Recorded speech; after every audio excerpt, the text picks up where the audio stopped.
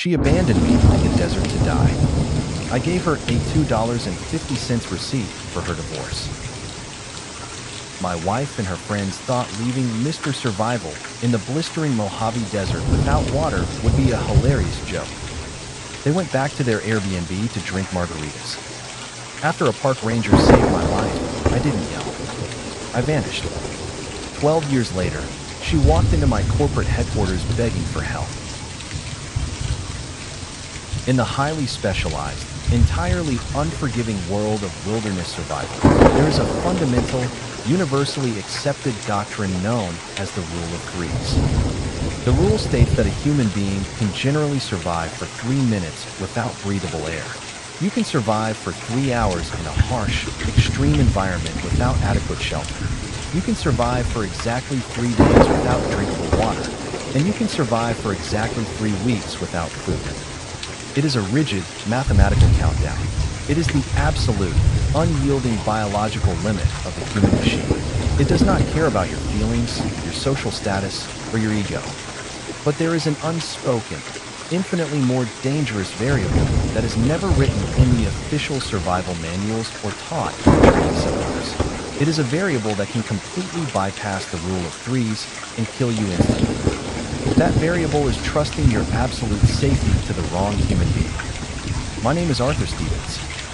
I am currently 44 years old, and I am the Chief Executive Officer and sole founder of a massive, multi-million-dollar ecotourism and outdoor survival corporation based in the heavy mountains of Colorado. My entire life, my entire carefully constructed psychology, is heavily rooted in the concept of absolute, unyielding preparation. I grew up in a deeply impoverished, highly volatile household. I never knew if the electricity was going to be shut off when I came home from school. I never knew if there was going to be food in the cheap, humming refrigerator. I never knew if the rent check was going to clear. I learned at an incredibly young, fragile age that the world is a chaotic, dangerous, completely unforgiving place. I learned that if you do not actively, aggressively protect yourself and the people you claim to love, the world will absolutely crush you without a second thought. So, I became the man who prepares for absolutely everything. I was the man who meticulously checked the tire pressure on my wife's car every single Sunday morning.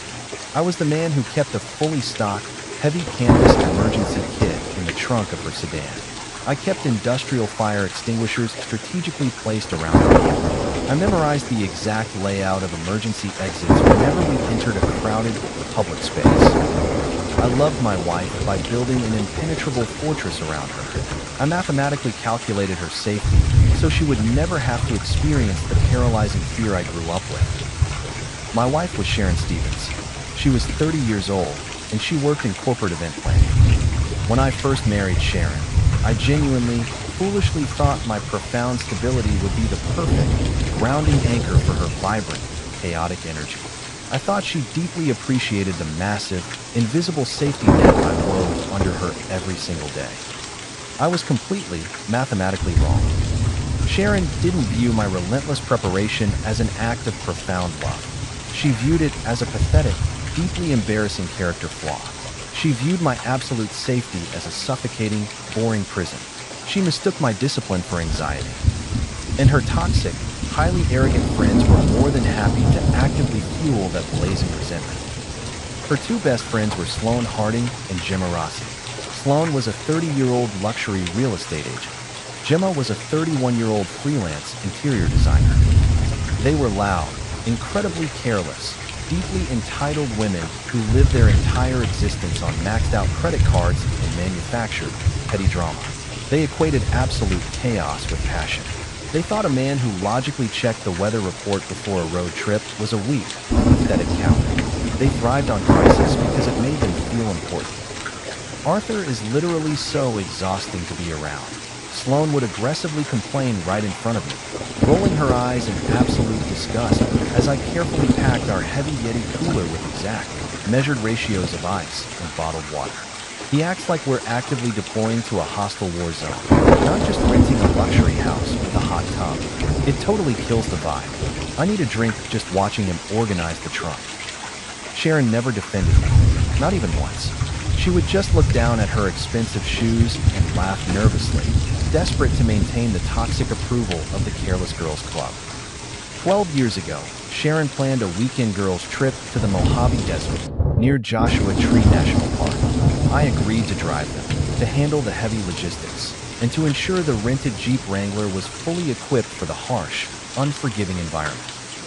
That trip would become the exact, terrifying moment I realized my wife was not just ungrateful. She was a highly lethal liability. It was exactly 4 o'clock in the afternoon. The midday desert sun was an oppressive, physical weight pressing heavily down on the cracked earth. The digital thermometer on the Jeep's dashboard read 105 degrees. The air was so incredibly dry it physically burned the inside of my lungs when I inhaled. We had driven the Jeep 8 miles deep down a remote, unpaved dirt road to see a specific, towering red sandstone rock formation. Before we got out of the air-conditioned car, I unbuckled my seatbelt. I had spent the entire morning meticulously filling our insulated hydro flasks and packing a heavy survival backpack with thermal blankets, a first aid kit, and emergency rations. I'm going to quickly scout the trail around the backside of that massive boulder, I told them calmly, wiping the heavy sweat from my forehead. It looks a bit unstable from the recent rock falls. Stay inside the Jeep with the air conditioning running on maximum. Do not get out. I'll be right back. I left my heavy canvas backpack in the trunk of the Jeep to save precious legroom for Gemma's massive, oversized designer tote bag. I was only going to be gone for exactly 3 minutes. I had my heavy hiking boots on and my cell phone in my pocket. That was it. I walked entirely around the towering, jagged red rock. The heat radiating off the stone was absolutely staggering.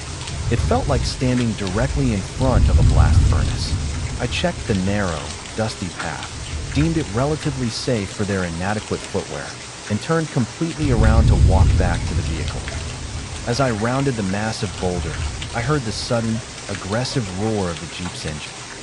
I looked up just in time to see the heavy, rented Wrangler violently accelerating down the dirt road, kicking up a massive, blinding plume of thick, red dust. I didn't immediately panic. My logical, highly analytical brain assumed they were just adjusting the parking angle to get out of the direct sun. I raised my right hand and jogged forward a few paces, waving through the thick dust cloud. The Jeep didn't slow down. It didn't tap the brakes. It just kept aggressively accelerating, shrinking rapidly into the shimmering, unstable mirage of the desert horizon. The faint sound of heavy bass from their stereo faded into the hot wind. I stood completely alone in the absolute, deafening silence of the Mojave Desert. I reached into my pocket and pulled out my cell phone. The screen glared brightly in the violent sun. No service. I stood there for exactly 15 minutes. I mathematically calculated the probability of a mechanical error. I calculated the probability of a sudden medical emergency inside the vehicle. And then, the cold, horrifying, undeniable truth slowly washed over my highly logical brain. It wasn't an emergency. It was a prank. They had actively, deliberately left me in the dirt. Sharon had looked at the blinding sun, looked at my empty hands, and intentionally driven my absolute safety away just to impress her toxic friends. I checked my heavy, durable watch. For 15 p.m. The rule of threes began loudly ticking in my head. 3 hours without shelter in an extreme environment. I knew they would eventually come back. They were deeply cruel, but they weren't intentional murderers. They probably planned to drive back to the air-conditioned Airbnb, laugh at my expense, drink margaritas, and return in an hour or 2 to collect me, fully expecting me to apologize for ruining their fun. But I am a senior logistics coordinator. I understand the fatal, cascading nature of human error better than anyone. What if the Jeep got a flat tire on the highway? What if they got into a minor collision? What if they simply fell asleep by the pool after drinking heavy alcohol? In 105-degree heat, without a single drop of water, a 2-hour delay is not a minor inconvenience. It is a fatal, completely irreversible biological failure. Your organs will literally cook inside your own body. I could not outsource my survival to a woman who had just treated my life like a cheap, disposable joke. I looked down the 8-mile stretch of empty, cracked dirt road leading back to the main highway. I started walking. The first 2 miles were a brutal, agonizing test of psychological endurance. The sun beat down on the back of my neck like a heavy, physical hammer. The sweat evaporated from my skin instantly in the zero-humidity air, robbing my body of precious, irreplaceable moisture before it could even cool me down.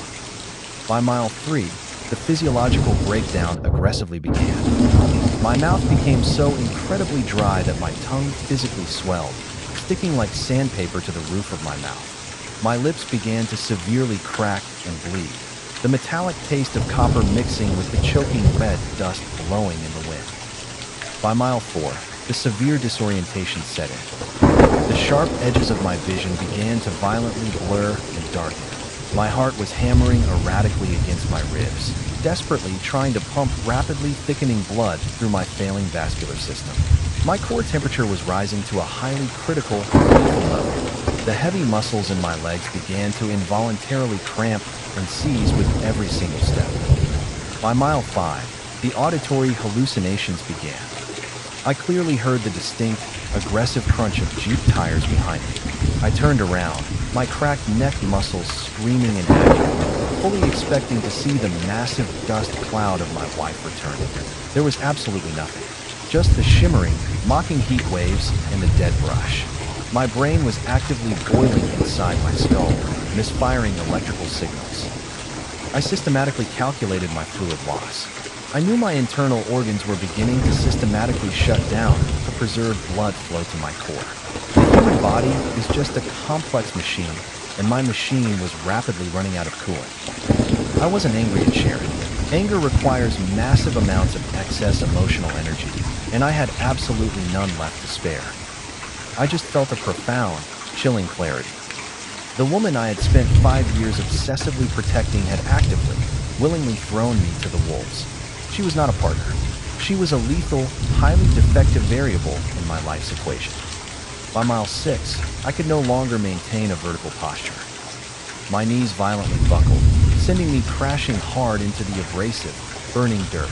The impact scraped the skin entirely off my palms. I tried to push myself back up, but my arms completely gave out. I dragged myself forward on my hands and knees, my vision swimming in terrifying, dark geometric shapes.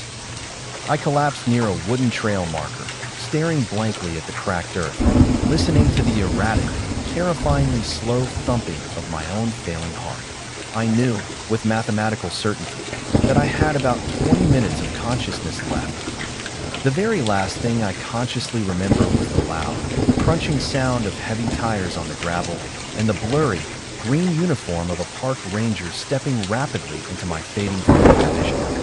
I woke up in a violently bright, highly sterile room at the local hospital.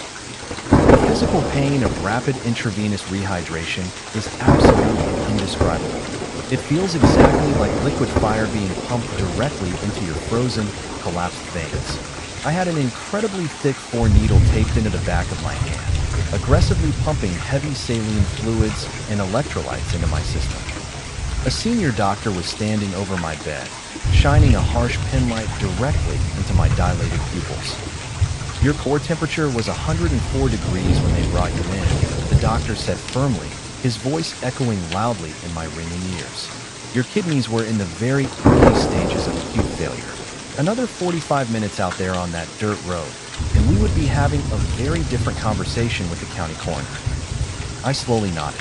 My throat was far too raw, blistered, and damaged to speak a single word. A young park ranger stepped into the hospital room. He looked at me with deep, profound sympathy. I called your wife's cell phone when we got into cell range. Sir, the ranger said softly, standing at the foot of my bed. She sounded incredibly panicked. She said they are driving to the hospital right now. They should be here in 20 minutes. The ranger then pulled out his radio dispatch recorder. She left a voicemail on the station's main line before I reached her. He hit play. I listened to the tinny, distorted audio of my wife. She was sobbing. She was panicked. But as I listened to her words, I realized she wasn't panicked about my safety. She was panicked about the legal liability. We just drove away for a second. Sharon lied on the recording, her voice shrill and defensive. We didn't mean to leave him. It was an accident. That single sentence, that pathetic, cowardly, easily disprovable lie, was the exact moment my marriage officially, permanently died. I looked at the Ranger. I didn't feel a single ounce of relief that she was coming. I didn't want her fake tears. I didn't want her comfort. "I'm incredibly thirsty," I whispered, my voice sounding like grinding sandpaper on concrete. "Could you possibly get me a bottle of water from the lobby vending machine? I don't have my wallet. It's in her car." The Ranger nodded immediately.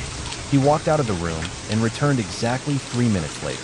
He gently handed me a cold, plastic bottle of Aquafina water and a small, crumpled thermal receipt. It was $2.50. The Ranger smiled kindly. "Don't even worry about it. It's entirely on me." I gripped the cold plastic bottle in my shaking, blistered hand. I drank the water incredibly slowly, letting the freezing liquid revive my dead, completely scorched throat. I looked down at the small, faded receipt resting on my thin hospital blanket. $2.50. That was the exact, absolute mathematical value of my entire life to my wife. That was what she had knowingly left me to die over. A cheap, momentary laugh with her toxic friends, and a bottle of water. I did not wait for her to arrive. I didn't want to hear her frantic, pathetic apologies. I didn't want to hear Sloan try to legally justify the prank to the medical staff. I didn't want to engage in a loud, dramatic, emotional screaming match in a hospital parking lot. I am a man who completely controls his own environment. I legally signed myself out of the hospital against direct medical advice. The nurses protested, but I demanded the discharge papers. I kept the plastic water bottle and the crumpled thermal receipt in my pocket. I walked out of the sliding glass doors, got into a local taxi cab, and I completely, permanently vanished from her universe. I flew back to our home city that exact same night. I didn't leave a dramatic, emotional note on the kitchen counter. I didn't pack my clothes in a frantic, crying rage. I simply hired a highly professional, discreet moving company to systematically collect all of my personal belongings, my servers, and my files while Sharon was still completely stranded in the desert trying to figure out where I had gone. I hired a ruthless, highly aggressive divorce attorney. I instructed him to draft the absolute cleanest, fastest dissolution of marriage legally possible. I cited irreconcilable differences. I didn't aggressively fight her for the house. I didn't demand my exact half of the joint savings account. I didn't care about the furniture, the cars, or the dishes. I viewed those financial assets as the acceptable, necessary cost of completely amputating a malignant, highly lethal tumor from my life. I paid the absolute premium to guarantee she could never, ever contact me again. And then, I relocated entirely to the mountains of Colorado. I didn't wallow in profound grief. I didn't spend years in expensive therapy crying over her ultimate betrayal. I took the absolute worst, most traumatic moment of my entire life, the terrifying realization that the desert had almost permanently claimed me, and I used that massive, dark energy as limitless, combustible fuel. I didn't just build a company. I built a massive, untouchable monument to absolute preparation. I started by designing high-grade thermal survival blankets. Then, I patented Ad Stevans's water purification systems. I took the exact equipment I desperately needed on that dirt road, and I engineered it to absolute perfection. I hired military veterans, professional survivalists, and top-tier logistics experts. We didn't rely on luck. We relied on mathematical certainty. While Sharon was out drinking expensive Pinot Grigio and chasing chaotic thrills with investment bankers, I was sleeping 4 hours a night on the freezing concrete floor of my warehouse, relentlessly optimizing my global supply chain. I weaponized my survival skills. I built a massive, impenetrable fortress of wealth, stability, and absolute control. I eventually married a beautiful, deeply elegant, highly intelligent woman who fundamentally respects my preparation. We have 3 incredible children who will never, ever know the profound vulnerability of relying on someone who views their safety as a joke. 12 years passed in complete, unbroken peace. And then, exactly 3 weeks ago, my highly paid corporate receptionist buzzed the intercom on my massive mahogany desk. "Mr. Stevens," the receptionist said politely, "there is a woman in the lobby named Sharon. She does not have an appointment. She looks highly distressed, her clothes are wrinkled, and she is aggressively claiming it is a severe personal emergency. I didn't feel a sudden, massive spike of adrenaline. My heart rate didn't elevate a single beat per minute. I simply pressed the glowing intercom button. Send her up. When the heavy oak doors to my corner executive office slowly opened, I looked at the woman standing trembling in the doorway. It was Sharon, but she was a complete, shattered ghost of the arrogant woman I had married. She was 42 years old, but she looked significantly older. She was wearing cheap, highly wrinkled clothes. Her posture was entirely defeated. The careless, toxic vibrancy she used to weaponize against me was completely, permanently extinguished. As she stood in my office, I actively observed her physical deterioration. The expensive skincare routines and the luxury spa days were completely gone. Her skin was deeply weathered by stress and severe alcohol consumption. Her hands shook with the unmistakable, constant tremor of chronic anxiety. She looked exactly like a system that had completely failed because it lacked a foundational backup protocol. She expected me to feel empathy, but I am an engineer. You do not feel empathy for a machine that breaks because the operator intentionally poured sand into the gears. I sat comfortably behind my massive, polished desk. I didn't stand up to greet her. I didn't smile. I didn't look shocked or angry. I just stared at her with cold, completely unreadable, heavily guarded eyes. Arthur, she choked out, hot, pathetic tears instantly streaming down her face, completely ruining her cheap makeup. I am so incredibly sorry. My life is completely destroyed. She stood awkwardly in the center of my beautiful office, and she desperately poured out 12 years of absolute, self-inflicted misery. She told me about how Sloane and Gemma had completely abandoned her the very second the divorce went through. She told me how she had lost her career because she couldn't focus. She told me she had married a toxic investment banker who had aggressively cheated on her, stolen all of her money, and left her facing a brutal 30-day eviction notice. She cried until her throat physically burned and her voice was completely hoarse. She begged me for forgiveness. She was subtly, desperately begging me for financial salvation. I didn't say a single word. I didn't interrupt her pathetic monologue. I didn't offer her a soft tissue. I just quietly, methodically listened to the absolute sound of consequence. When she finally stopped sobbing, desperately gasping for air in the perfectly quiet, heavily insulated room, I slowly opened the top left drawer of my expensive desk. I reached inside. I pulled out a small, deeply crinkled piece of faded thermal paper and an old, empty, cheap plastic bottle of Aquafina water. I placed them precisely in the direct center of my immaculate mahogany desk. What is this?" Sharon whispered, her hands trembling violently as she looked down at the garbage. "It's a receipt," I said. My voice was incredibly deep, resonant, and completely, terrifyingly devoid of human emotion or empathy. "From the local hospital gift shop in Joshua Tree, 12 years ago." She stared at the faded paper, the blood completely draining from her face. When the ranger finally pulled me out of the dirt, I continued, my eyes locking onto hers with the cold precision of a sniper. My core temperature was 104 degrees. My kidneys were beginning to actively fail. I couldn't speak. My lips were cracked and bleeding so badly, I couldn't even swallow my own saliva. The ranger bought me a bottle of water from the lobby vending machine while we waited for the doctor to stabilize me. I leaned slowly forward, resting my forearms on the desk, steepling my fingers together. $2.50, I said softly, letting the absolute silence hang heavily in the air. That is the exact, absolute mathematical value of my life to you. That is what you knowingly left me to die over. A cheap, fleeting laugh with your toxic friends, and a single bottle of water. Sharon sobbed loudly, covering her face with her shaking hands, the absolute, crushing shame dropping her to her knees on the expensive carpet. "Arthur, please, I didn't know."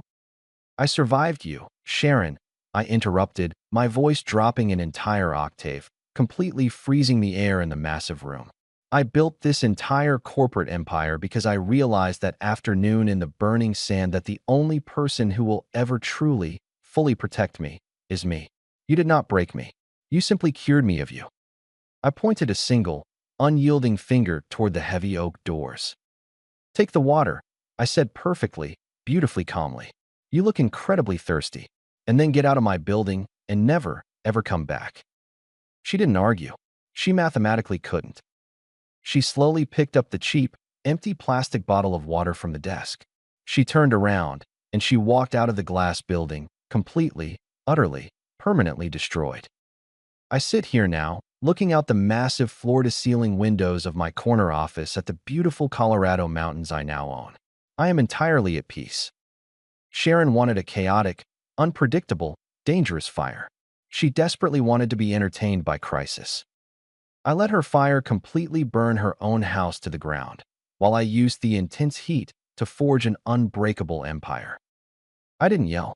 I didn't seek public, messy revenge. I didn't try to ruin her reputation or sue her in civil court. I didn't need to waste the processing bandwidth on her destruction. She was doing a perfectly fine job of destroying herself. I just handed her a 12-year-old, $2.50 receipt to show her exactly, precisely what she was worth to the king she threw away. Nothing. Absolutely, mathematically nothing. If you respect Arthur for surviving the ultimate betrayal and using it to legally and financially build a massive empire, hit the like button and make sure you subscribe to Silent Speaks. Sharon traded a devoted, heavily prepared protector for the toxic approval of friends, and she ended up with absolutely nothing. Arthur didn't need to scream or fight. His massive success and his cold, calculating $2.50 receipt was the absolute ultimate revenge. Drop a crown in the comments if you agree with Arthur's flawless, emotionless response, or a chart decreasing if you think holding on to that receipt for 12 years was too petty. We upload new stories of ultimate betrayal and brutal consequences every day. Stay loyal and stay silent. #TheReceipt